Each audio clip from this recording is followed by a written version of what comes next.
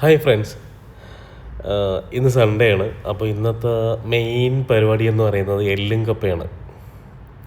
പ്രത്യേകിച്ച് റെസിപ്പീസ് ഒന്നുമില്ല. ആദ്യം തന്നെ പറയാം, ഒരു റെസിപ്പി ഒന്നുമില്ല. ജസ്റ്റ് നമ്മൾ പണ്ട് നമ്മളെ വീട്ടിലൊക്കെ ചെയ്യുന്നത് കണ്ട് ആ ഒരു ഓർമ്മയിൽ ചെയ്യുന്നു, അത്രയേ ഉള്ളൂ. അപ്പോൾ ഇന്ന് ബാച്ചിലേഴ്സ് മാത്രമാണ് ഞങ്ങളുള്ളത്. ഫ്രണ്ട്സ് എല്ലാം കൂടെ ഒരുമിച്ച് കൂടി. ഞങ്ങളൊരു പഴയൊരു ഫ്രണ്ട് ഉണ്ട്, അപ്പോൾ ആളെ ക്യാമ്പിൽ ഞങ്ങളെല്ലാം കൂടെ ഒരുമിച്ച് കൂടിയപ്പോൾ അങ്ങനെ ഒരു പ്ലാനിങ്ങിൽ വന്നതാണ് ഈ ഒരു എല്ലും കപ്പയും. അപ്പോൾ നമ്മൾ സ്റ്റാർട്ട് ചെയ്യാണ്. വീഡിയോ നിങ്ങൾക്ക് ഇഷ്ടമാവുകയാണെങ്കിൽ ലൈക്ക് ചെയ്യുക, സബ്സ്ക്രൈബ് ചെയ്യുക.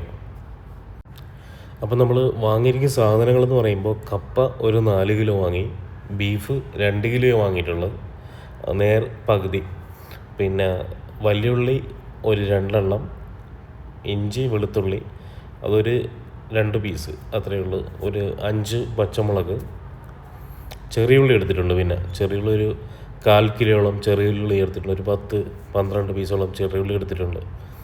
പിന്നെ ഒരു തേങ്ങ നമ്മൾ ഈ പാക്കറ്റിൽ വരുന്നതാണ്. അത് ഈ പ്രവാസികൾക്ക് അറിയാം. നമ്മുടെ നാട്ടിലുള്ള കണക്കുള്ള തേങ്ങയല്ല, ഒരു ബോക്സിനകത്ത് വരുന്ന ഒരു തേങ്ങയാണ് അത്. തേങ്ങ നന്നായി ചിരുകി ബോക്സിനകത്ത് അടച്ചു വച്ചേക്കുന്നതാണ്. അപ്പോൾ അതാണ് നമ്മൾ ഉപയോഗിക്കുന്നത്. നമ്മൾ ഉപയോഗിക്കുന്ന കുക്കർ 5 കിലോൻ്റെയാണ്. അപ്പോൾ അത്യാവശ്യം നല്ല ഒരു ക്വാണ്ടിറ്റി കൊള്ളുന്നതാണ്. ഫസ്റ്റ് നമുക്ക് ബീഫിൻ്റെ പ്രിപ്പറേഷൻ തുടങ്ങാം. ബീഫ് കഴിച്ചതിന് ശേഷം, ബീഫ് ഏകദേശം പകുതി എത്തുമ്പോഴത്തേക്കും നമുക്ക് കപ്പ അടുപ്പിലോട്ട് മാറ്റാം. ആദ്യം ബീഫ് എന്തായാലും വേവിക്കാം. നമുക്ക് ബീഫെല്ലാം ഇട്ടതിന് ശേഷം നമ്മൾ നേരത്തെ ആഡ് ചെയ്ത മസാലയും നമ്മുടെ ഉള്ളിയും അതുപോലെ തന്നെ ഇഞ്ചിയും പച്ചമുളകും എല്ലാം അതൊരു ഫുള്ളൊന്ന് മാരിനേറ്റ് ചെയ്തു, അല്ല ഒരു മിക്സ് ചെയ്ത് വെച്ചു. മിക്സ് ചെയ്തതിന് ശേഷം വെള്ളം ഒഴിച്ച് നമുക്ക് കുക്കർ അടച്ചു വയ്ക്കാം. ഏകദേശം ഒരു 15 ഫിസിലാണ് ഉദ്ദേശിക്കുന്നത്. ഒരു 15 ഫിസിലാകുമ്പോൾ ഏകദേശം ബീഫ് വെന്ത് കിട്ടുമെന്ന്. കാരണം നമ്മുടെ നാട്ടിലെ ബീഫ് പോലെ അല്ല ഇവിടുത്തെ ബീഫ്.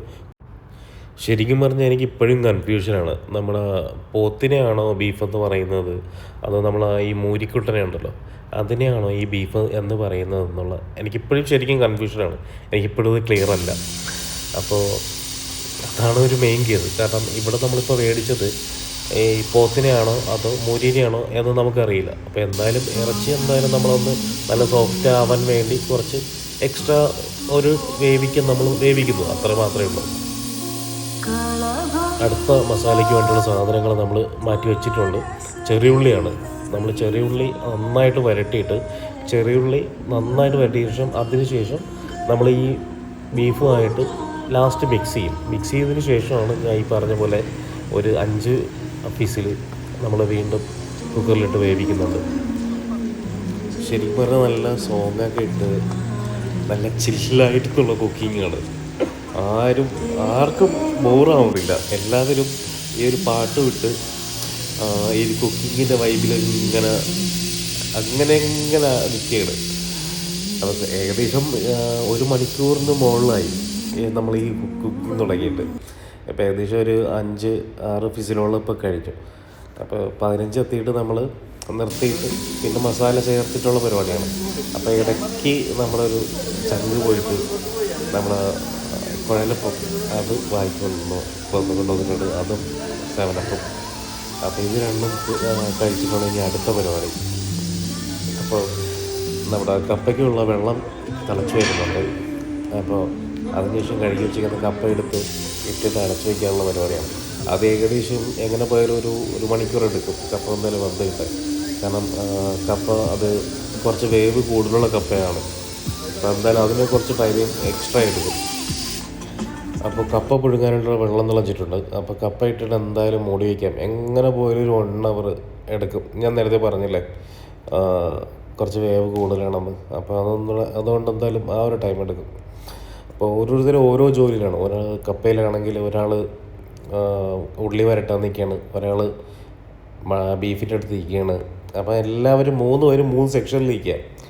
അപ്പോൾ എന്തായാലും പടപട പരിപാടി നടക്കും. മസാല ഏകദേശം ഒന്ന് സെറ്റായിട്ടുണ്ട്. അപ്പോൾ നമുക്ക് കപ്പയെല്ലാം ഒന്ന് ഇട്ട് സെറ്റാക്കിയിട്ടുണ്ട്. അപ്പോൾ എന്തായാലും ഒന്ന് ടൈം എടുക്കും. നമ്മൾ എന്തായാലും ഇത് അടച്ചു വയ്ക്കുന്നത്. എന്തായാലും ഒരു 1 അവർ കഴിഞ്ഞിട്ട് അതിൻ്റെ കാര്യത്തിൽ എന്തെങ്കിലും തീരുമാനമാവും. അപ്പോൾ ബീഫ് ഏകദേശം ഒന്ന് സെറ്റായി. അപ്പോൾ ഇനിയിപ്പോൾ അത് തുറന്നു വിട്ടതിന് ശേഷം എയർ ഫുള്ള് കഴിഞ്ഞതിന് ശേഷം മസാല ഒന്ന് ഫുള്ള് മിക്സ് ചെയ്യാം. മസാല ഇട്ടതിന് ശേഷം ഒന്നുകൂടെ നന്നായിട്ട് മിക്സ് ചെയ്യണം. മിക്സ് ചെയ്തതിന് ശേഷം ഒന്നുകൂടെ നമ്മൾ അടച്ചു വെച്ച് ഒരു അഞ്ചല്ലെങ്കിൽ ഒരു 6 വിസിൽ വീണ്ടും ഒന്നുകൂടെ, കാരണം ഒന്ന് ആ മസാലയും ഇതെല്ലാം കൂടെ ഒന്ന് സെറ്റാവാൻ വേണ്ടി. അപ്പോൾ കുറച്ചുകൂടെ ഒരു മസാലേൻ്റെ ഫ്ലേവറും ഇതെല്ലാം ഒന്ന് കിട്ടും. സോ അതാണ് ഇതുകൊണ്ട് നമ്മൾ ഉദ്ദേശിക്കുന്നത്.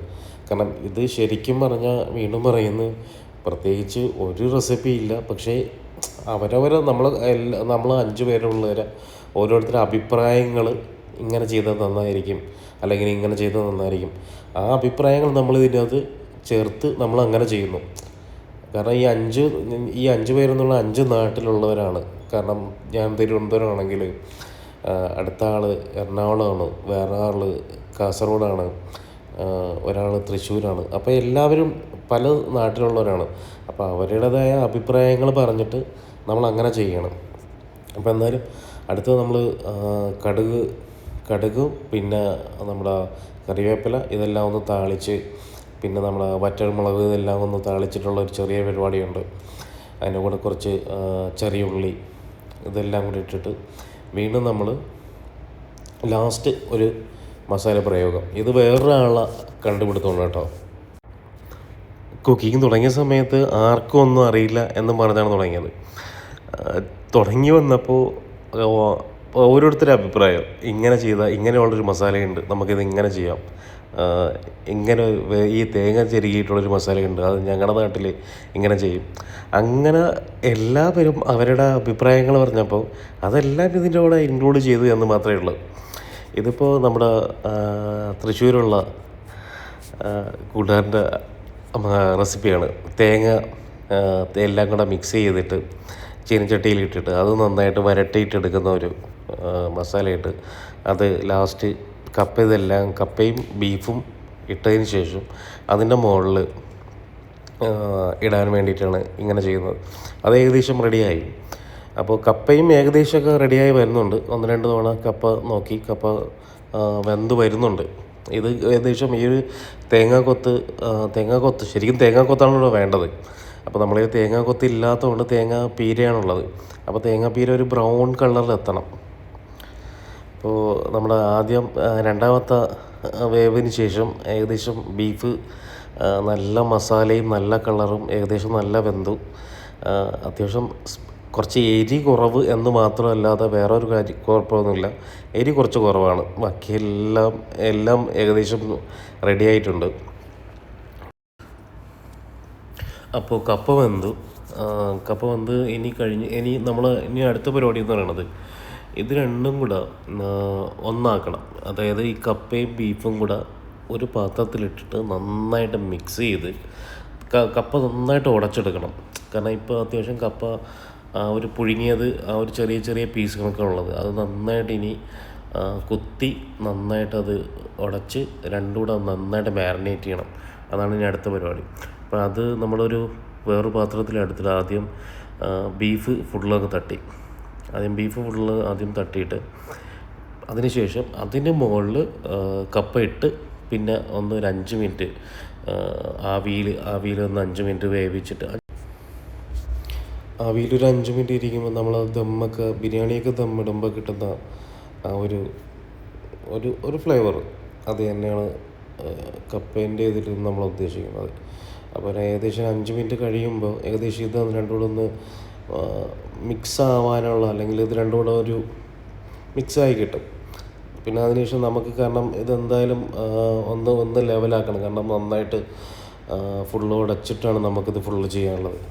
അപ്പോൾ അതിന് മുന്നേയായിട്ട് നേരത്തെ നമ്മൾ ഉണ്ടാക്കി വെച്ച മസാലയുണ്ട്. നമ്മൾ ആ ഒരു തേങ്ങാപ്പീര കൊത്തല്ല, കാരണം കൊത്താണ് വേണ്ടത്. അപ്പോൾ തേങ്ങാപ്പീര ഫുള്ള് നമ്മൾ അതിന് മുകളിലൂടെ ഫുള്ള് ഇട്ടതിന് ശേഷം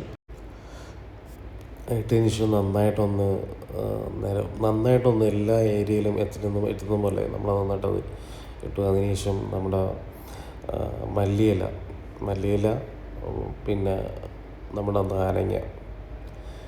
ഒരു നാരങ്ങ നമ്മളെടുത്തു, ഒരു ഫുൾ നാരങ്ങ നമ്മളെടുത്തു. ഈ ഫുൾ നാരങ്ങ എടുത്തതിന് ശേഷം അതും പിഴിഞ്ഞ് ഒഴിച്ചതിന് ശേഷം നമ്മൾ അടച്ചു വെച്ചതിന് ശേഷം ഒരു 5 കറക്റ്റ് ഒരു 5 മിനിറ്റ് നമ്മളത് സ്ട്രീം ചെയ്യുന്നു വെച്ചാൽ നമ്മൾ നന്നായിട്ട് ഒന്ന് ആവി കയറ്റി അതിന് ശേഷം ഫുള്ള് അത് ജസ്റ്റ് നമ്മൾ ഉടച്ചെടുത്തു. ഏകദേശം നമ്മളൊരു 15 മിനിറ്റോളം നമ്മളത് ഉടച്ചായിരുന്നു. ആ ഒരു കിഴങ്ങും ബീഫും തമ്മിൽ ഒരു ബോണ്ടിങ് കിട്ടാൻ വേണ്ടി ഏകദേശം 15 മിനിറ്റോളം നന്നായിട്ട് കുഴച്ച് അതിനെ ആ ഒരു ഫോമിൽ നമ്മൾ എത്തിച്ചു. ഏകദേശം നമ്മൾ തുടങ്ങിയത് 11 മണിക്കാണ്. ഇപ്പോൾ നമ്മളിത് കഴിഞ്ഞത് 2:30 എത്തി. ഏകദേശം നല്ലൊരു ടൈമിങ് നമ്മൾ എടുത്തായിരുന്നു ഇത് ചെയ്യാനായിട്ട്. കാരണം ഇത് വേറെ ഒന്നും കൊണ്ടല്ല, നമ്മൾ ആരും ഇതിൽ എക്സ്പീരിയൻസ്ഡ് അല്ല. അങ്ങനെ ഫസ്റ്റ് ടൈം നമ്മുടെ എല്ലും കപ്പയും റെഡി ആയിട്ടുണ്ട്. വീഡിയോ ഇഷ്ടമായെങ്കിൽ എല്ലാവരും ലൈക്ക് ചെയ്യുക, സബ്സ്ക്രൈബ് ചെയ്യുക. ഇതുപോലുള്ള ഒരു ലൈഫ് സ്റ്റൈൽ വീഡിയോ ആയിട്ട് ഇനിയും വീണ്ടും കാണാം.